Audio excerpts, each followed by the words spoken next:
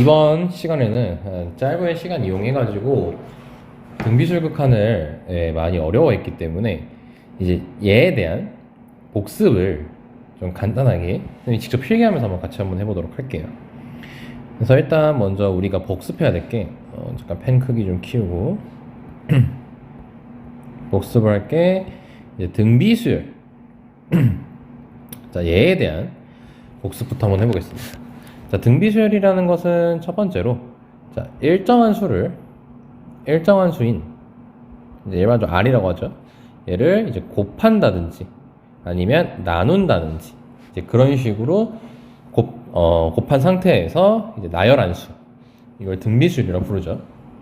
그래서 이제 이거의 일반항으로서는 이제 AN을 어떻게 쓰냐면 첫 항 곱하기 공비의 n-1제곱 이런 식으로 적을 수가 있어요.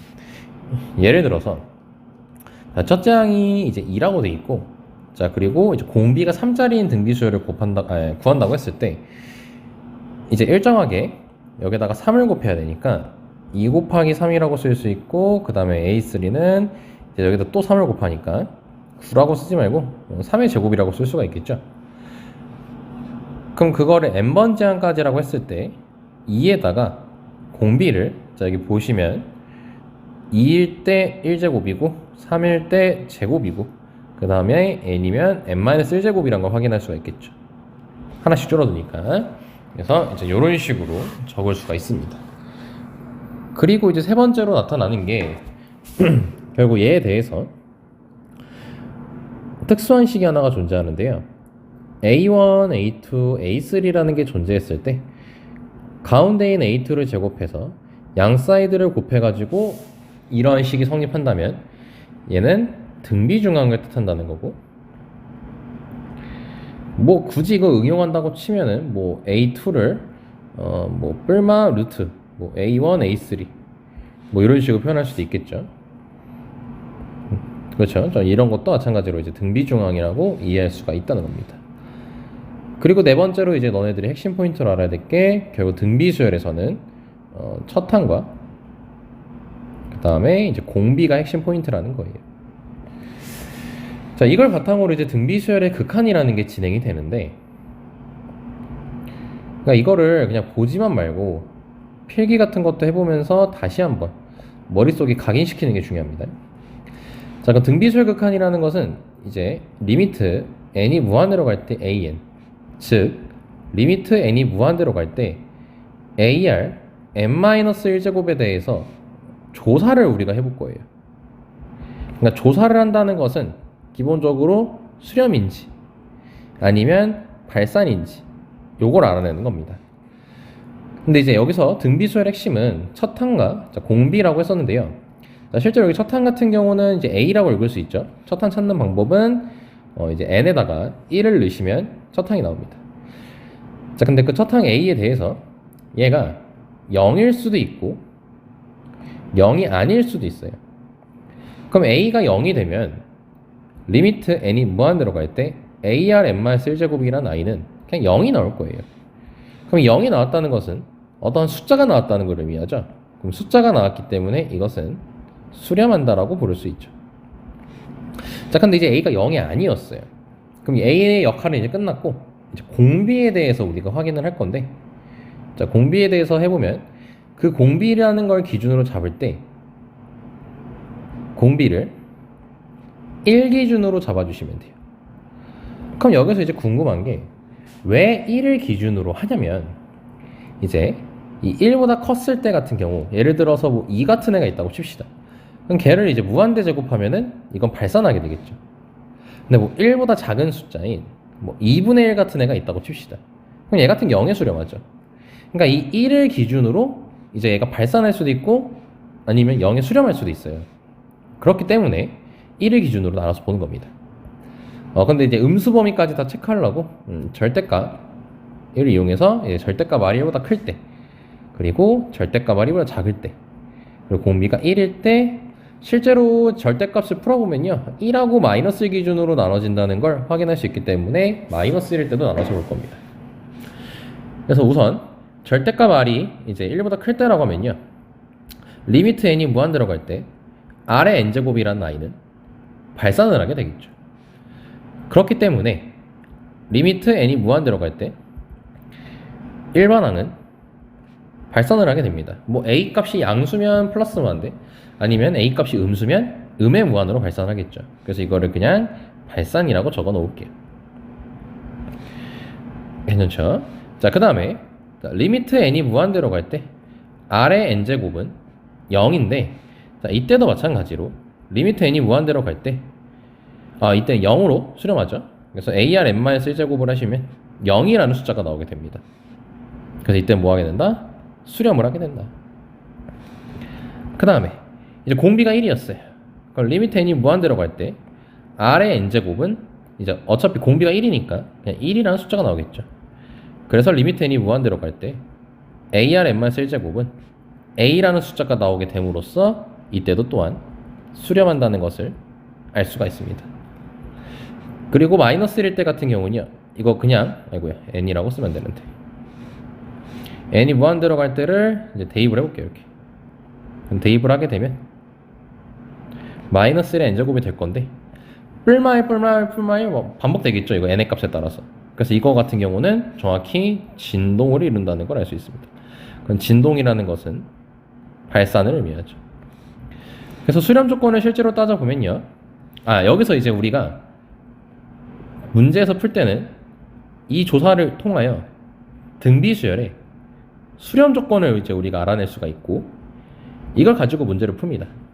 등비수열의 수렴 조건은 이걸 네모칸으로 체크해 보면은 요때, 그리고 이때, 그리고 이때 수렴한다는 거 볼 수 있는데, 그땐 a가 0이거나 아니면 공비, 절대값 공비가 1보다 작거나 아니면 공비가 1이어야지 가능하겠죠. 그래서 결론이 a가 0 이거나 공비가, 이거 범위 풀면 사이로 정리니까 이렇게 적히고, 얘랑 같이 쓰면은 1보다 작거나 같고 마이너스 1보다 크다라고 할 수가 있겠죠. 이거를 만약에 이제 제대로 외울 때 한글로 외우시면 첫 항이 0이거나 아니면 이제 공비가 2라고 마이너스 1 사이라고 하면은 좀 더 이해하기 편해요. 그리고 여기 는 1 있다는 거 굉장히 중요합니다. 자, 그럼 이제 몇 가지 문제를 풀 때 팁을 드릴 건데, 이제 간혹 문제를 보면 이런 식으로 나오는 게 있어요. 뭐 x-1의 n제곱, 요거에 대해서 조사하시오라는 이제 말이 등장하기도 하는데, 자, 그럼 이때는 이게 지수꼴이잖아요. 그러니까 지수꼴이면 등비수열이거든요. 지수꼴이면 등비수열입니다. 그래서 이 안에 들어있는 거에 대해서 등비수열에 대한 수렴 조건을 따지기 위해서 조사라는 게 아니라 미안합니다. 수렴하고 싶습니다. 조사라는 게 아닙니다. 자, 그럼 첫 항이 0이거나 공비를 찾아내는데, 이때 첫 항을 찾으면 첫 항은 이제 n이 1일 때죠. 그럼 n이 1일 때니까 x-1이고, 그 다음에 이제 공비 같은 경우는 쌤이 전에도 계속 얘기했다시피 이 n제곱 안에 들어있는 요 i가 이제 공비여서 공비가 x-1이 됩니다. 자, 그럼 이때는 첫 항과 공비가 같죠. 그랬을 때는 첫 항은 신경 쓸 필요가 없어요. 자, 왜냐면 이 공비라는 게 1하고 마이너스 1 사이여야지 수렴 조건이 발생하고, 그 다음에 첫 항은 0이어야지 수렴 조건이 발생하는데, 이 첫 항이 0, 즉 x-1은 0이라는 i가 x로 계산하면 1인데 그걸 1로 더해주게 되면은 이런 식으로 적히거든요. 그럼 여기 안에 1이 들어있죠. 그래서 굳이 이건 신경 쓸 필요가 없이 얘만 가지고 가면 된다는 거예요. 그리고 만약에 이런 식으로 적혀 있으면 뭐 x-2, x-3의 n-1제곱 뭐 이런 식으로 적혀 있다 치면 이제 얘가 첫 항이 되는 거죠. 첫 항은 x-2이고 그리고 공비는 x-3이라는 걸 알 수 있죠. 그래서 이때 같은 경우는 범위를 나눠서 하실 수 있다는 겁니다. 이때 같은 경우는 이제 따로따로 신경 써야 되죠. 얘하고 이제 이렇게 신경 써주시면 되고, 그리고 하나만 더 추가적으로 얘기를 하면요, 이거 더 안 넘어가냐? 하나만 더 추가적으로 얘기를 할게요. 그리고 영상 마무리하겠습니다. 왜냐면 기본적인 틀은 여기서 맞춰서 하면 되는 거거든요. 이게 첫 번째였고요. 그 다음에 두 번째로는 문제를 풀다 보면은 리미트 n이 무한대로 갈 때 2의 n제곱 더하기 3의 n제곱 분의 뭐 2의 n 플러스 1제곱 더하기 3의 n 마이너스 2제곱 뭐 이런 거 풀라는 경우가 있어요. 그럼 이거는 실제로 무한대를 이제 직접 계산해 보면 이 냈다 발산한다는 걸 알 수 있기 때문에 무한대분의 무한대꼴이란 걸 알 수 있어요. 근데 우리가 이제 전에 수열의 극한에서 했던 다항함수 꼬라지에서의 무한대분의 무한대는 최고차수만 신경 쓰면 됐었잖아. 근데 이렇게 등비수열 극한으로 나왔을 때는 밑이 가장 큰 걸 보시면 돼요. 밑이 가장 큰 거. 그럼 여기서 밑이 가장 큰 게 3이라는 걸 알 수 있죠. 자, 무한대분의 무한대꼴에서만 쓰는 겁니다. 이거 짓은. 그래서 이 3이 가장 크니까 얘보다 작은 건 이렇게 지워버리세요.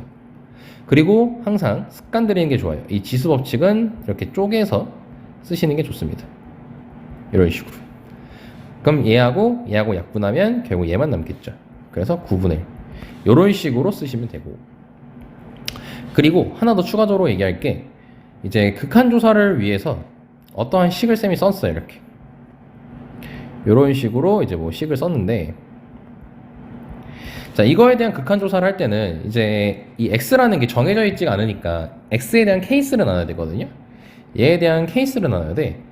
근데 아까 위에도 얘기했다시피 이 공비를 1기준으로 우리가 케이스를 나눴잖아요.